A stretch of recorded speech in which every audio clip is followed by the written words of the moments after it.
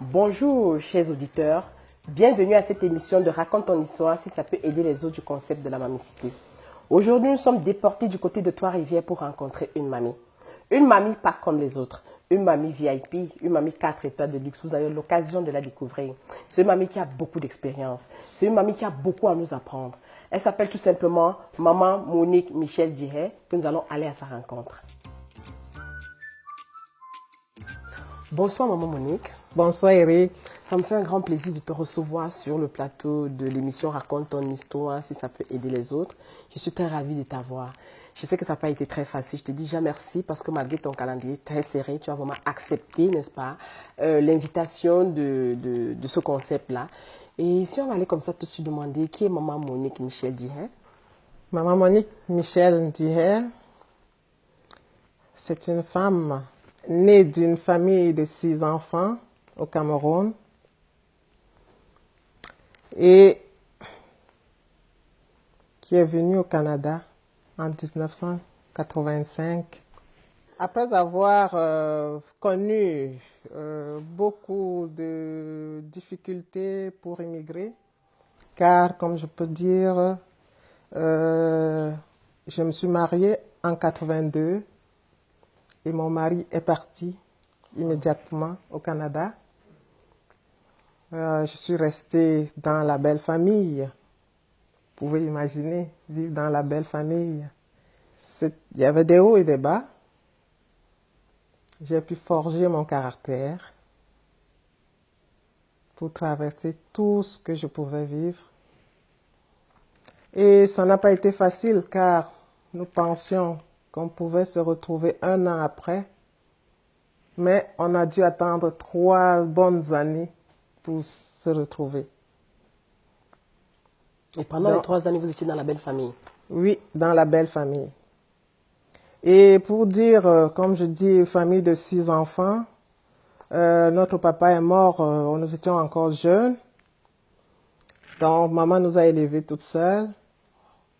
J'étais la deuxième, donc la deuxième, mais on avait deux filles, 4 garçons. Non, 3 filles, 3 garçons. Il y a une fille qui est décédée toute jeune. Mais 2 filles, nous étions les aînés. Ma grande soeur s'est mariée très jeune, à 14 ans, je peux dire. Donc, je suis restée quasiment l'aînée d'une famille de tous. Donc, j'ai dû apprendre à m'occuper de mes frères, à me battre, parce que c'était pas facile. Comme fille, dans nos sociétés, on sait, bon, moi je suis Bassa. Chez les Bassa, la fille va se marier. Donc, souvent, l'éducation de la fille, on n'investit pas trop là-dedans. Donc, il fallait donc que je me batte, parce que je voulais m'instruire. Et je peux pas dire que j'ai pas réussi. J'ai quand même fait de mon mieux jusqu'au bac en G2, dans comptabilité technique et tentative de gestion, au lycée technique. Et mon mari étant parti, et on n'avait pas les moyens, parce que mon mari non plus n'avait plus son père. Lui, il a perdu le sien à l'âge de 10 ans. Donc, on est vraiment de famille très, je peux dire, pauvre. Mais par la grâce de Dieu, on a toujours eu les gens sur notre chemin qui nous ont aidés, qui nous ont guidés, qui nous ont tendu la main. Voilà pourquoi on se retrouve aujourd'hui ici. Wow. Salut les copains, voici le yaourt Camley Kids. Fraise, banane et nature. C'est bon. Et en plus, papa et maman seront super contents. Il y a du fer, de l'iode, du zinc et de la vitamine A pour nous aider à bien grandir. Et pour les grands gourmands, votre yaourt Camley passe de 125 grammes à 150 grammes. Redécouvrez aussi le parfum vanille pour encore plus de plaisir. Camley, le yaourt qui grandit et fait grandir. Monica, vous écoutez tout à l'heure, vraiment, ça m'a donné des frictions. Je comprends que le parcours n'a pas été facile, mais malgré tout ça, vous êtes ici au Canada quand même depuis 1985 et j'estime que vous avez quand même beaucoup fait. Et j'aimerais que vous nous dites quand même quelque chose sur votre parcours professionnel ici au Québec. Merci Eric. Je suis arrivée en 85 à Montréal. Mon mari y était déjà en 85. je ne me suis pas inscrite tout de suite. Parce que, nous n'avions pas les moyens pour les études. Lui, il finissait son bac. Alors, il s'est inscrit à Trois-Rivières pour faire un autre bac en génie industriel. Je me suis donc inscrite aussi à l'Université du Québec à Trois-Rivières. Comme on est au Québec, quand je dis bac, c'est la licence. Donc, mon mari devait faire un deuxième bac à Trois-Rivières. Donc, moi, n'ayant pas les moyens, sachant que nous n'avons pas assez de moyens, lui, on lui a crédité plusieurs cours, donc il ne lui restait pas 3 ans pour finir son bac, dans sa licence. Parce qu'on comptait rentrer au Cameroun, on n'avait pas d'autres issues. On n'était pas immigrants, on n'était que des étudiants étrangers. Alors, je me suis inscrite à un certificat d'1 an. J'ai dit ça équivaut à peu près à un BTS. J'ai dit, avec mon certificat, quand on va rentrer, je pourrais trouver un emploi au Cameroun. Alors, j'ai fait le premier certificat, mais ça n'a pas été facile parce que nous n'avons pas de moyens pour payer les études. Il fallait demander à l'ambassade une aide quelconque, d'abord pour les frais de scolarité, ce qu'on a pu avoir, mais c'était toujours du stress, un gros stress, parce que tu n'étais pas sûr d'avoir cette exemption de frais de scolarité. C'était de l'or pour nous. Et pour vous dire qu'à l'époque, un cours coûtait $50. Nous n'avions pas les moyens pour payer ces cours-là, $50. Dieu merci, on pouvait aller à l'école sans payer les frais de scolarité.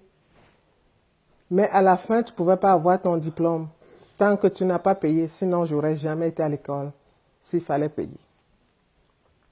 Alors, j'ai fait mon premier certificat. Une session à la fois. À la fin de la session, je vais au registrariat demander mes notes. On me dit, tu as réussi les cours. Je m'inscris à d'autres cours. C'est comme ça que j'ai pu étudier parce que je ne pouvais pas payer mes cours. Donc, j'ai fini le premier certificat. Mon mari n'avait pas encore fini. Je me suis inscrite à un deuxième. Et pendant tout ce temps, je vais vous dire que j'ai aussi conçu. J'étais enceinte. On n'a pas les moyens. On est à l'école. On est enceinte. Et là, j'avais dit à mon mari, c'est pas grave, on n'a pas les moyens. Toi, tu finis, tu vas rentrer, tu vas m'envoyer, tu vas ramener l'enfant. Je vais accoucher, tu vas ramener l'enfant. Je vais rester.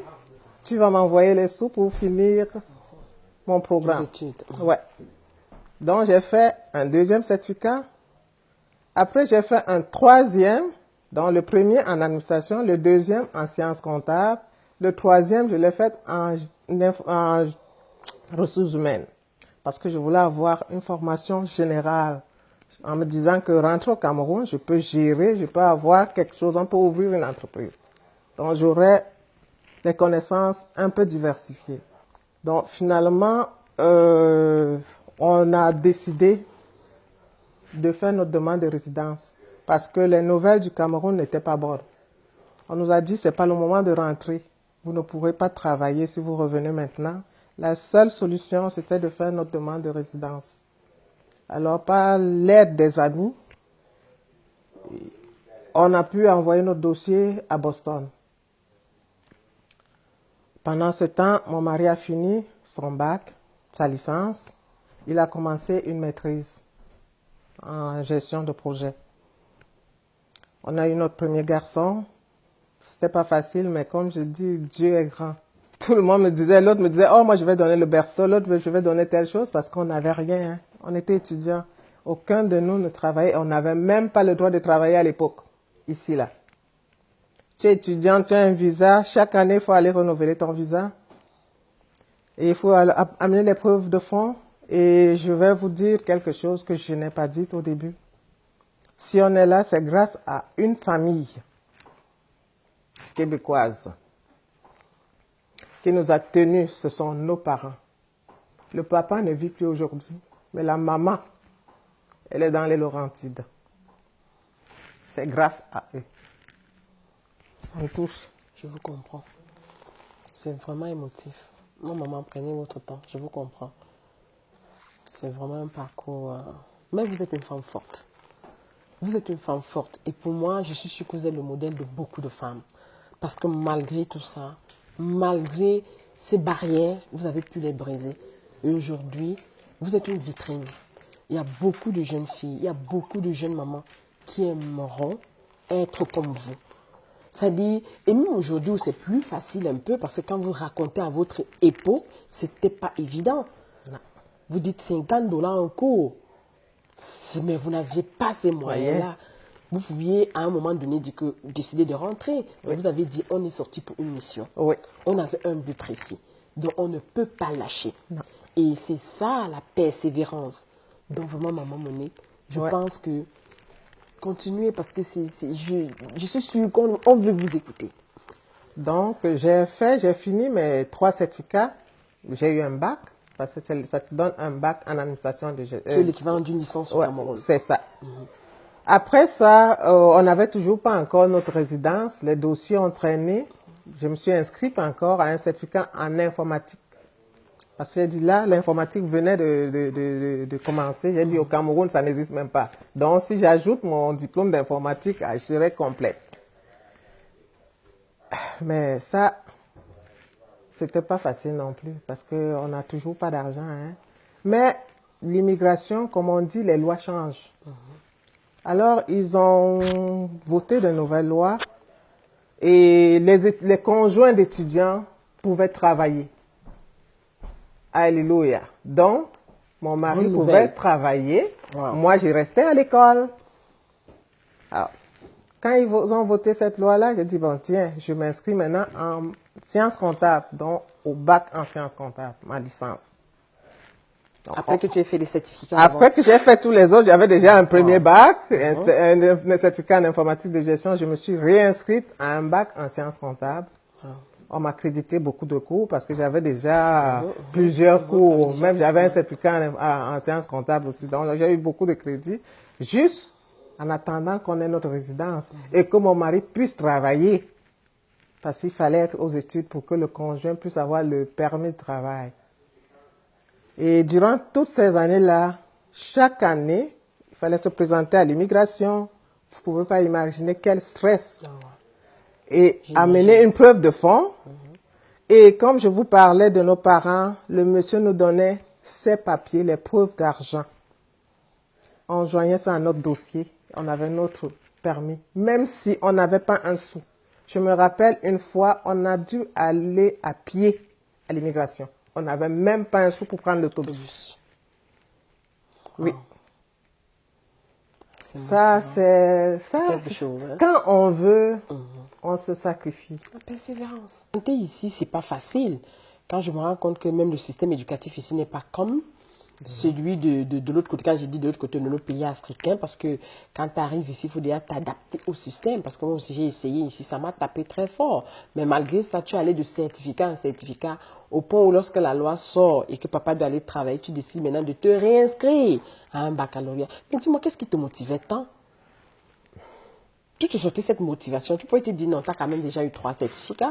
Avec ça, déjà, tu peux t'arrêter et puis souffler un peu. Et puis, entre-temps, le bébé était venu. Mais tu as décidé quand même encore de te réinscrire pour aller chercher un baccalauréat.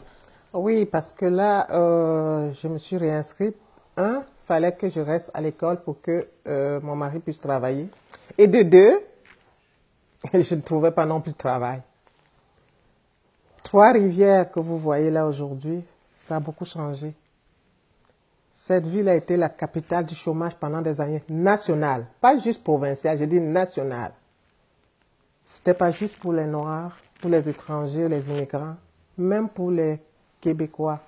Ce n'était pas facile de trouver du travail à Trois-Rivières. Donc mon mari, lui, il a trouvé du travail, Dieu merci. Il a enseigné à Saint-Hyacinthe pour qu'on puisse avoir du pain sur la table. Et partout où il allait, on le sollicitait partout. Dans son domaine, là, c'était vraiment à l'époque, c'était recherché. Donc, on avait besoin de lui. Donc, il allait donner des cours parce qu'on avait besoin d'argent. Et en même temps, il faisait sa maîtrise en gestion de projet. Et par-dessus tout, j'ai conçu encore un deuxième bébé. J'ai déjà l'autre. On n'a pas d'aide. On n'est que 2. Et là, je suis enceinte. Et pour vous dire, les 2 enfants, je les ai eus à l'école à temps plein. J'étais inscrite à temps plein à l'université. J'avais un enfant, j'étais enceinte. Et après, on a eu notre résidence. Là, j'ai pu avoir des contrats. Pendant ce temps, je restais inscrite à l'école parce que j'avais commencé mon bac en sciences comptables. Je ne voulais pas lâcher. Parce que je voulais le faire jusqu'au bout, avoir mon titre comptable. Et entre-temps, je cherchais le travail parce que ici, là, faut pas se leurrer. Si tu n'as pas d'expérience, tu n'as pas les chances de travailler. Donc, moi, je voulais absolument avoir une expérience, peu importe,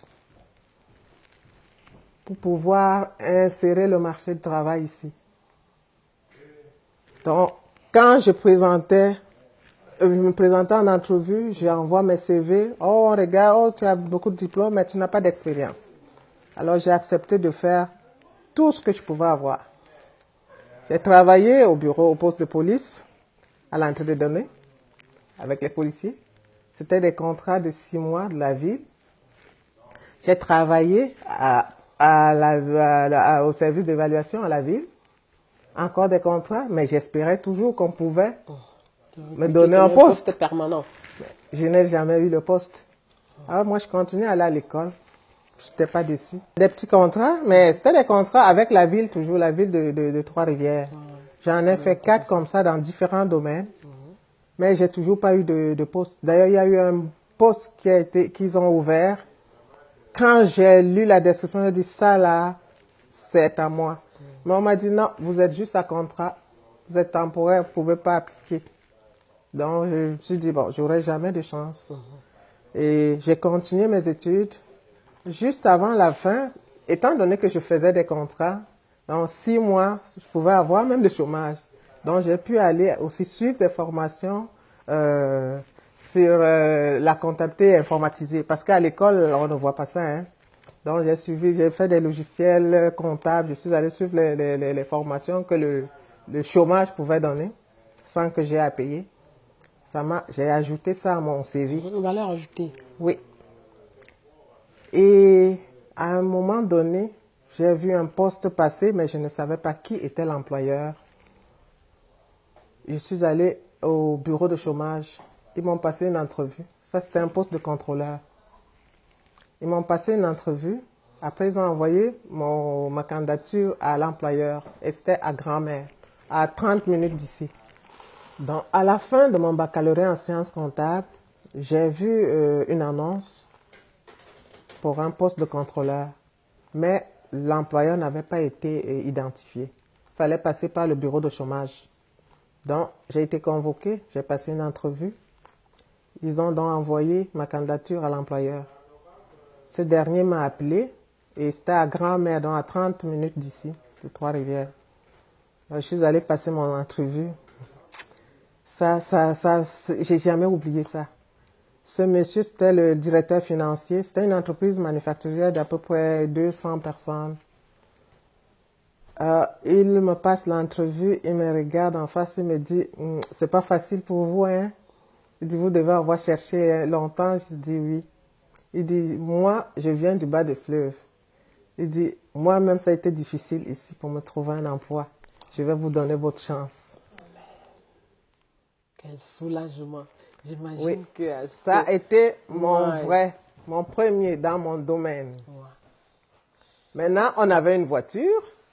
De service. On a 2 enfants. Non, une voiture, juste la famille. Ah, là, on a juste une voiture. Donc, je dois voyager, aller à grand-mère. Il faut déposer l'enfant à la garderie, le plus jeune. L'autre commence aussi à commencer l'école. Il doit prendre l'autobus le matin. Il faut déposer le père.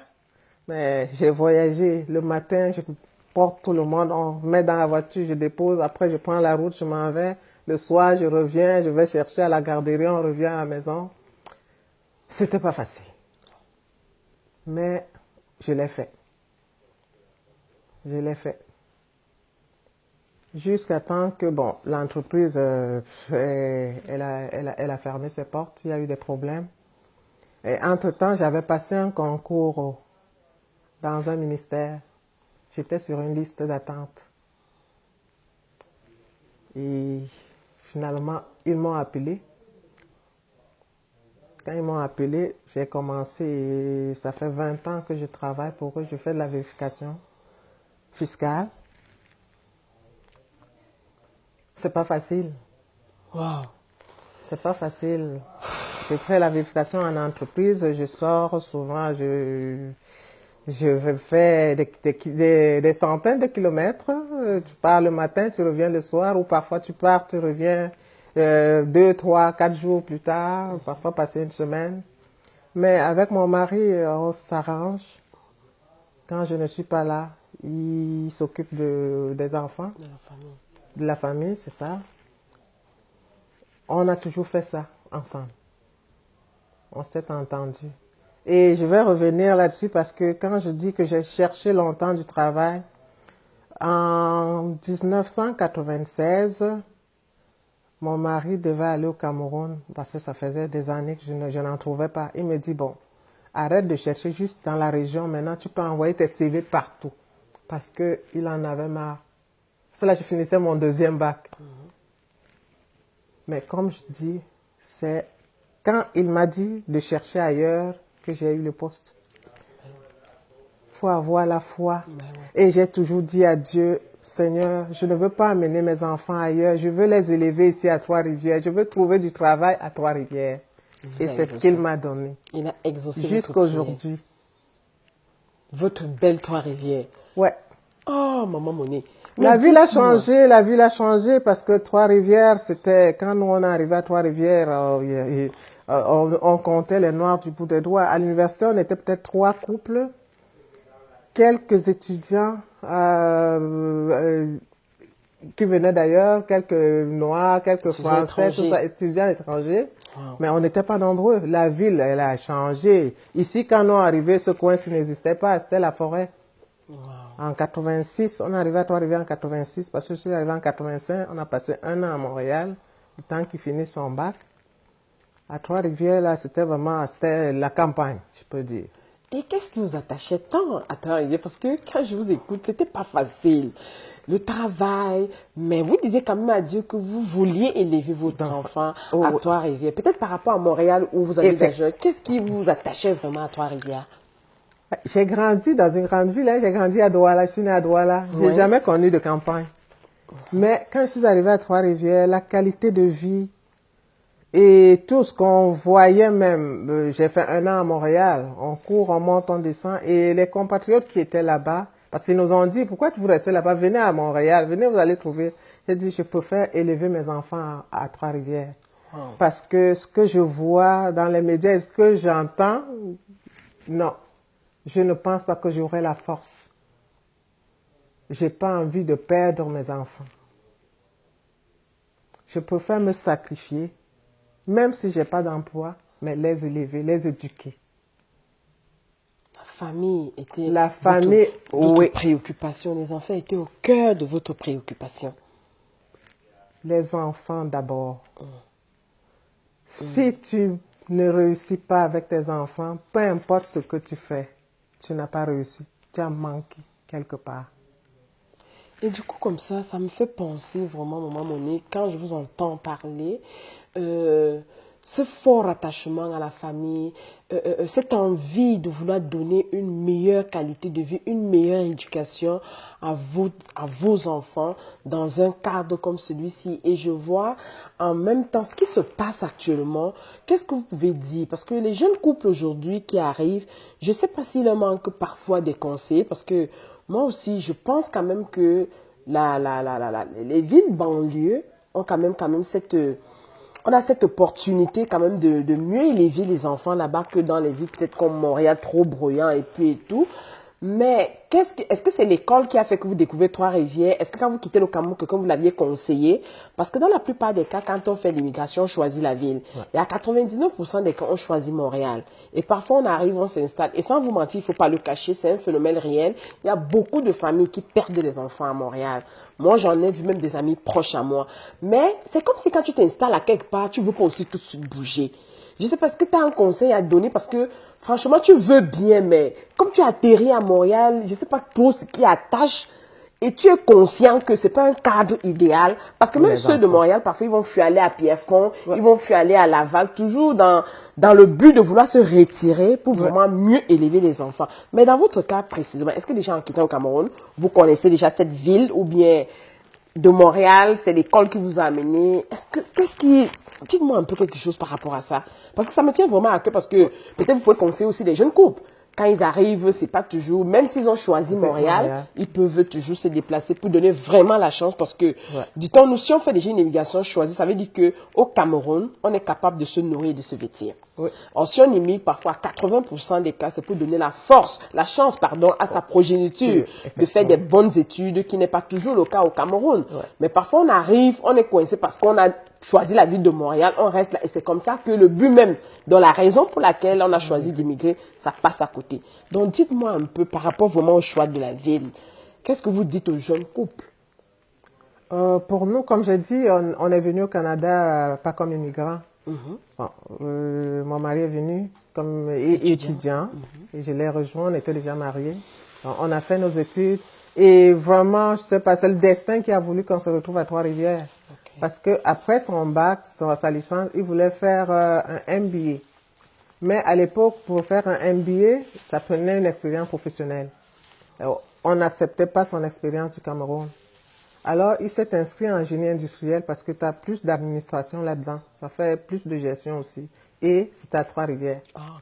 C'est comme ça qu'on s'est retrouvés à Trois-Rivières. Et vraiment, belle ville, belle ville calme, c'est ça. Pour l'éducation, c'était tranquille.